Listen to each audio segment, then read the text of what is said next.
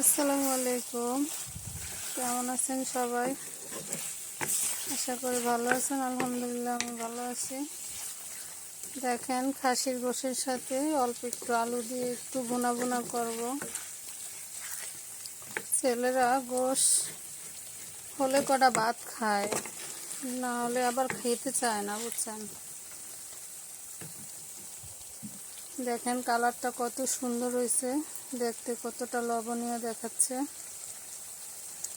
আর এখানে পেঁয়াজ ভেজে নিচ্ছি,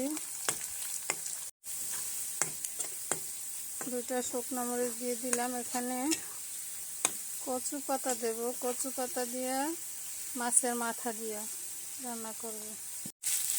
এই দেখেন, কচু পাতা ডগা মাছের মাথা দিয়ে রান্না করলাম। কেমন হয়েছে সবাই কমেন্ট করে জানাবেন। পেজটাকে ফলো দিয়ে পাশে থাকবেন। আল্লাহ হাফেজ।